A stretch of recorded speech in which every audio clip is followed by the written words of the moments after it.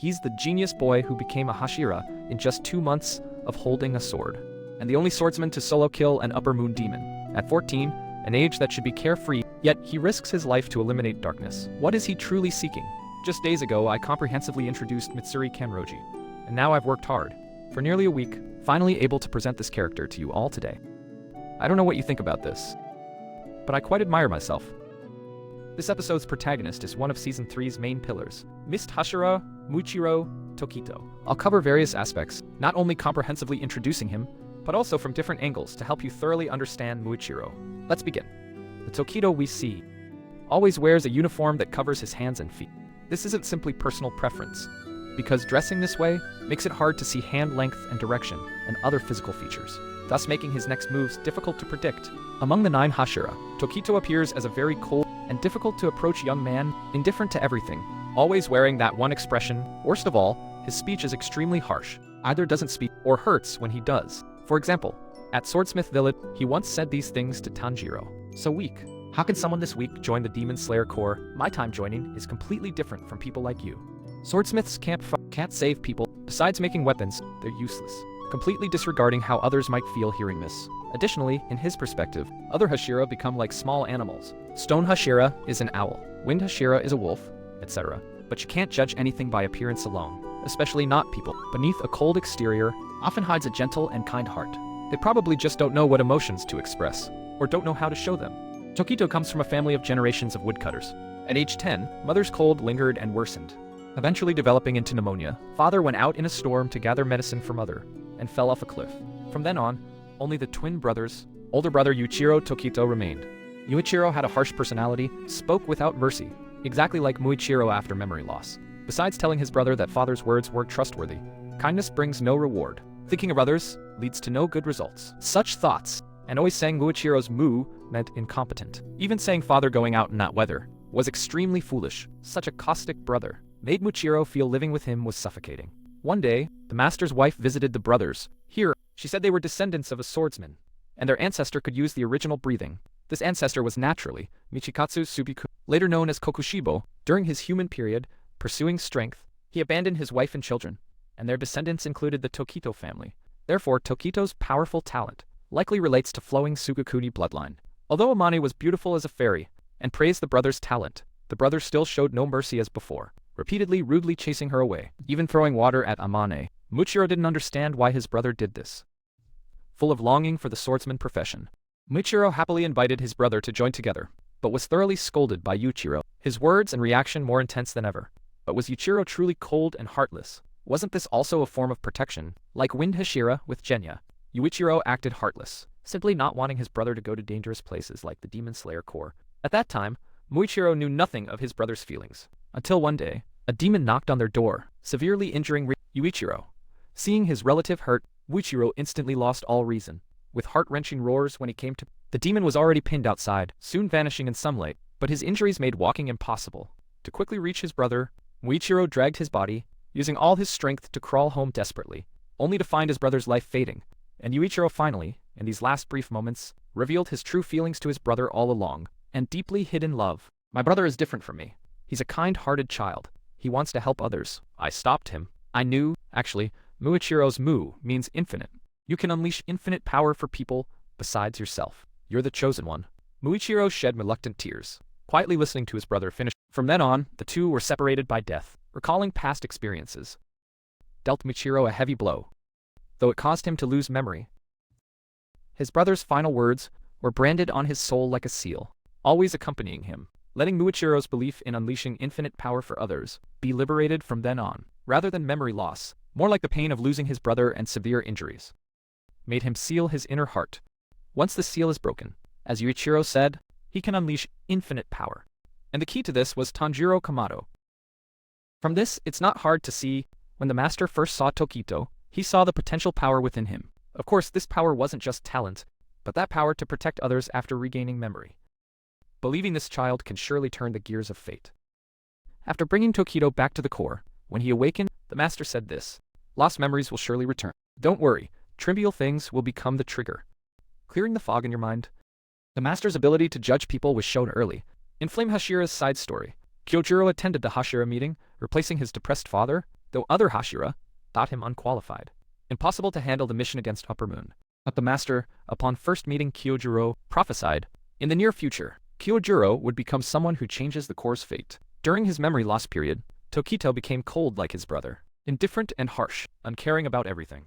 Unable to express emotions, this behavior of becoming someone else was also his subconscious missing. That person showing Tokito hadn't freed himself from pain. The current him wasn't the real Muichiro. The absent missed Hashira was just a boy with some strength, living in the past, and this state finally with Tanjiro's appearance slowly began to change. Tokito first met Tanjiro on the Day of Judgment.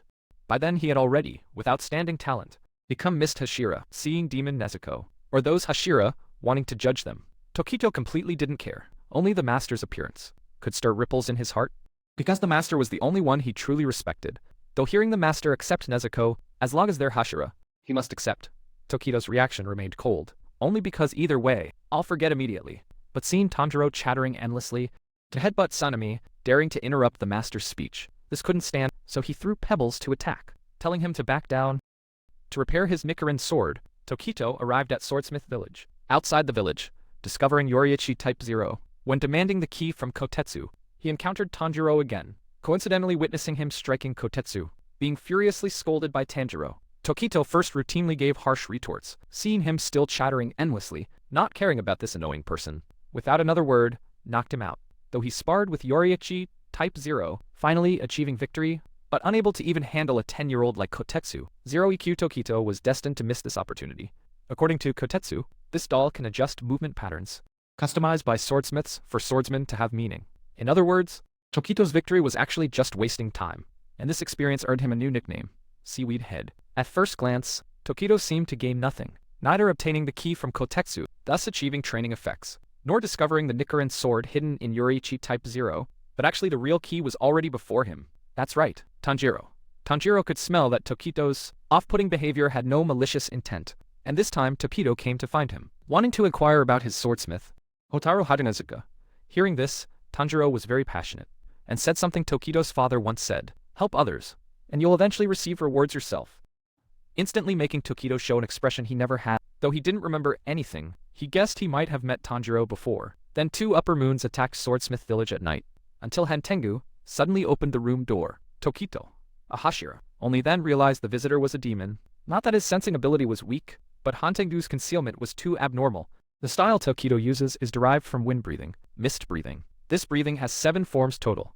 The 7th form, obscuring clouds, is his original technique. Tokito used this skill to cut off Gyoko's neck. At that time, Tokito first exchanged moves with Hantengu, before being blown away by his split demon's fan. While rushing back, seeing Kotetsu in life-threatening danger, he first weighed by his personal standards. Should he save people or prioritize protecting the village? Initially, his decision was, the child's smithing level was immature, shouldn't save him first, should protect the chief or highly skilled smiths. But just as he was about to leave, Tanjiro's smiling face suddenly appeared in his mind, and those words about helping others, eventually receiving rewards yourself. At that moment, the Muichiro, who could unleash power for others, seemed about to awaken. Saving Kotetsu was just one scene. When choices need to be made, an inner voice always exists, telling Tokito to choose the option that helps others, and this time, listening to his inner voice, following Kotetsu to protect Haganezuka and save Kanamori, was undoubtedly correct. Otherwise, when Gyoko appeared, Haganezuka couldn't have finished polishing Yuichiro's Nichiren sword. Later, Muichiro threw the sword to Tanjiro, successfully cutting off Hantengu's neck. Speaking of Yoko, must mention his battle with Tokito. This guy calls himself an artist, but doesn't play fair. While Tokito was fighting him, he suddenly turned to attack the defenseless Kotetsu and Kanamori. And this time Tokito didn't hesitate, didn't weigh options, didn't consider consequences. Even if severely injured, he successfully protected both their lives. Kyoko watched this with great disdain. Such behavior was no different from suicide, mocking him for saving meaningless lives. But he didn't know the demon that killed Yuichiro said these exact words. Therefore, these words invisibly became Tokito's memory fragment trigger. Finally, Tokito actively attacked, rushed forward, but was trapped by Gyoko's water prison. Fortunately, Yoko was an artist. He wanted artwork of death by suffocation, so didn't finish him, and left because Gyoko's water prison was very soft, yet very hard. With just Muichiro's randomly picked Nichiren sword, there was no way. Worst of all, his breathing was restricted, so trapped in a water prison for a while, until realizing he had reached his limit. Before dying, he still tried to find a way, only hoping those two could survive. In such desperation, that familiar face appeared again. There must be a way. Don't give up. Someone will surely help. Hearing this, Tokito scoffed. Everyone's weaker than me. How can I rely on others? He chose to give up, but then Muichiro saw Kotetsu trying to save him. From the water prison, to save him, Kotetsu was repeatedly stabbed by Gyoko's fish. If hit in a vital spot, he'd surely die, but despite this, Kotetsu showed no intention of giving up. Under this unwavering belief, the fog hidden deep in his heart completely dispersed. And that figure always encouraging Tokito revealed his true appearance. Turns out that person was never Tanjiro, but his own father. Thus, Tokito found what was important, and awakened even stronger power. If I have an unwavering self, these legs will stand firm. If I know who I am, confusion and anxiety will all disappear. Not a single demon can escape from a recovered blade. Just like this life motto, only with belief in heart, the one who unleashes infinite power for others, is the true Mist Hashira. Muichiro's mark is on his left cheek and right cheek. Blue cloud patterns, with the mark's enhancement, plus Kanamori's newly forged Nichiren sword, both combined, enough for him to dominate in the second battle with Gyoko.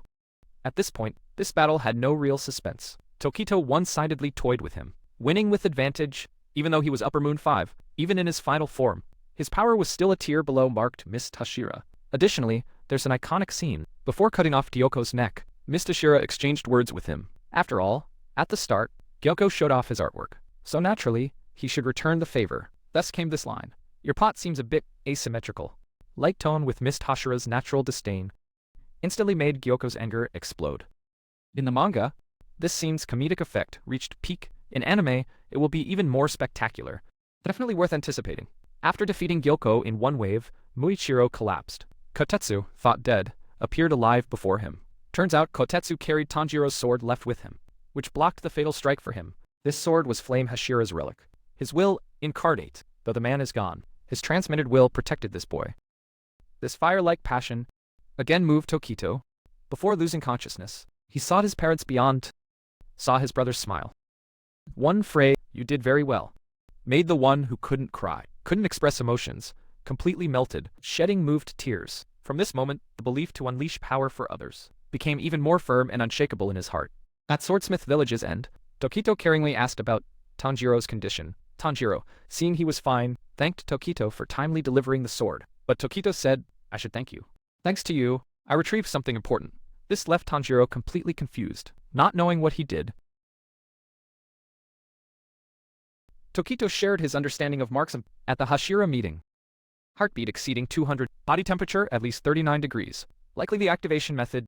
During Hashira training, Tokito was responsible for high-speed movement training. Very friendly to Tanjiro during training, but still cold to others. Besides this attitude difference, nothing much to say, mainly looking at his performance in Infinity Castle. After reaching Infinity Castle, he was paired with Gyomei. Okay, only then did he learn from Gyomei that the master was gone. But in his final time bought time for his children. This fact made Tokito both sad and hateful, because the master was already like a father to him.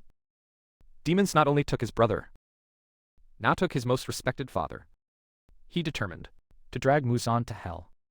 Later, after defeating demons on Gyomei's side, the two were forcibly separated by Nakimei's blood demon art. Tokito thus faced his first strong enemy, Upper Moon 1, Kokushibo. First glance at this monster, Tokito knew this one was terrifying.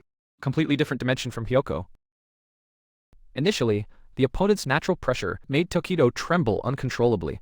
That was biological instinct trembling. He wanted to face fear, draw a sword and attack, but his body's rejection was real. This situation was Tokito's first experience, but even so, his performance truly worthy of Mist Hashira's strength.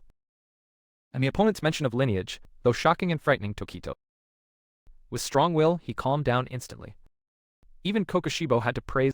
This spirit was impeccable, and Tokito's battle strategy was clear. Knowing he was outmatched, attacked proactively, because only seizing initiative, might there be a slim chance, though Kokushibo easily dodged. Tokito's two moves gained fellow swordsman Kokushibo's recognition. Only 14 years old, achieving such mature understanding, such a genius boy, made Kokushibo think killing him was regrettable. But Tokito's surprises didn't end there. Seeing his demon slayer mark and self-created mist-breathing 7th form, Tokito's fresh talent made Kokushibo willing to draw his sword, because this boy in Kokushibo's eyes wasn't just an enemy to kill, but a worthy opponent and swordsman to respect. And the next scene is what I personally admire about Mist Hashira. When Tokito's arm was cut off, his eyes never left the enemy, instantly switching to right-hand sword stance, while using his mouth to stop bleeding, and after stopping the bleeding, charged forward again. You say this battle quality and fearless spirit. How can you not admire? If full score is 5, how many points would you give Tokito? 2 seconds. Welcome to Comment Your Score. Let me see who agrees with me.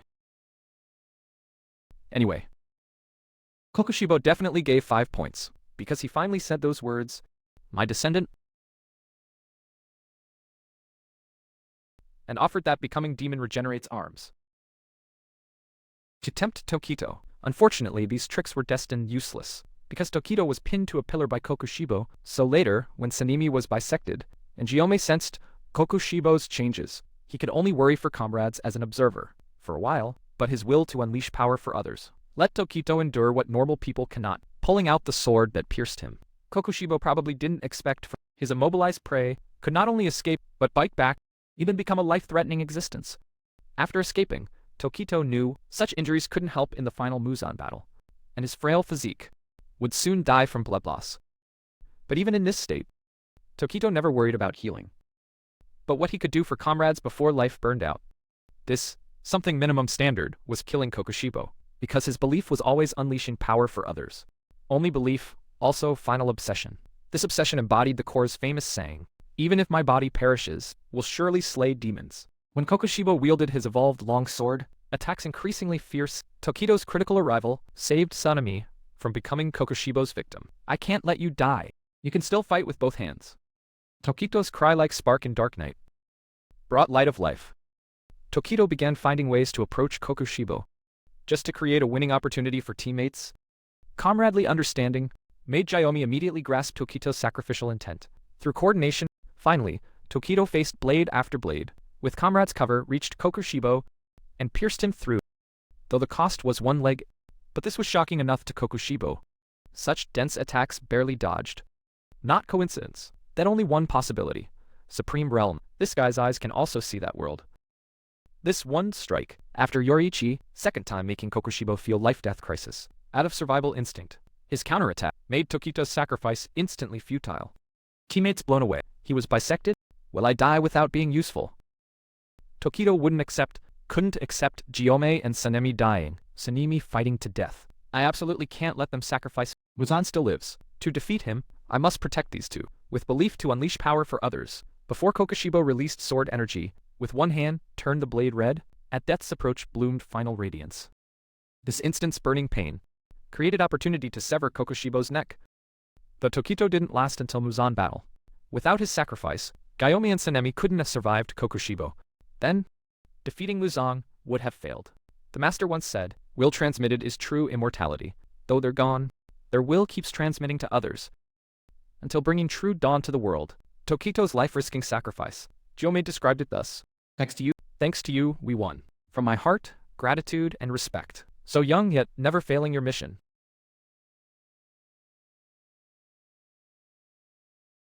Lifeless Tokito saw his brother beyond, but Yuichiro's first words were, "Don't come here." Muichiro, confused. Clearly he tried so hard, why couldn't brother praise him?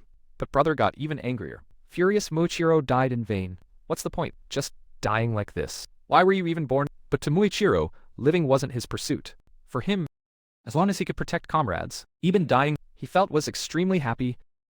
Besides, brother died at 11, more pitiful than him.